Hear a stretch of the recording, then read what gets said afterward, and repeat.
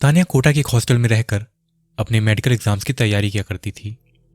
कल उसके कोचिंग में मंथली रिवीजन टेस्ट था। इस वजह से वो आज पूरी रात पढ़ाई करना चाह रही थी। तानिया की रूममेट को टाइम से सो जाना पसंद था।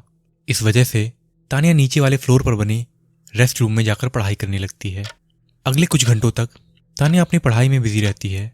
रात के करीब 2 बजे तानिया को ध्यान आता है कि उसने अपनी बायोलॉजी की बुक अपने रूम में ही छोड़ दी है। वो दोबारा अपने रूम की तरफ चल देती है। तानिया को उसे खुद के चलने की आवाज पूरे हॉल में गूंजती हुई सुनाई दे रही थी। तानिया अपने रूम पर पहुंची और रूम के गेट का लॉक धीरे से खोला, जिससे कि उसकी फ्रेंड की नींद में कोई डिस्टरबेंस ना हो। जैसे तानिया रूम में एंटर हुई, उसे रूम से अजीब तरह की बदबू आई। ऐसा लग रहा था जैसे कोई चीज रूम में पड़ी सड़ रही हो। तानिया को अचानक ही काफी घबराहट महसूस होने लगी।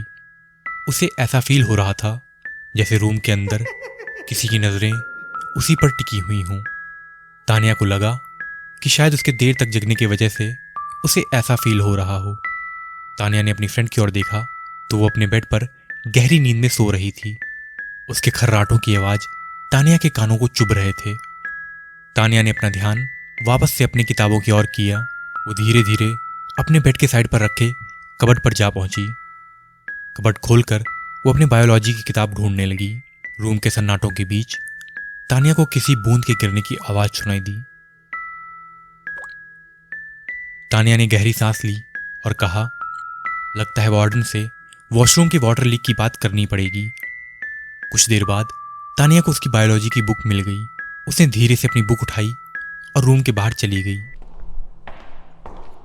रेस्ट रूम में पहुंचकर तानिया दोबारा से पढ़ने बैठ गई। पढ़ते पढ़ते सुबह के 6 बज चुके थे। तानिया ने घड़ी की ओर देखा और कोचिंग जाने से पहले थोड़ी देर आराम करने का सोचा।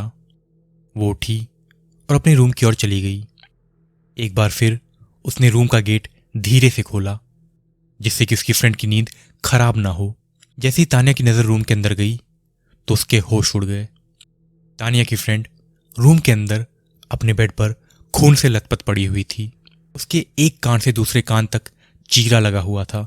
उसकी नाइट ड्रेस उसके खून से सनी हुई थी। उसके बेड की चादर से अभी भी खून टपक रहा था। रूम का नजारा देख तानिया चीखने चिल्लाने लगी। हॉल में बने रूम के गेट खुलने बंद होने की आवाजें आने लगीं। तानिया की आवाज सुनकर साथ में ही रह रहे रूममेट्स तानिया के रूम पर आ पहुंचे। तानिया ने अपने कांपते हुए हाथों से अपने फ्रेंड की बेड की ओर इशारा किया तो वहीं पर बेहोश हो गई।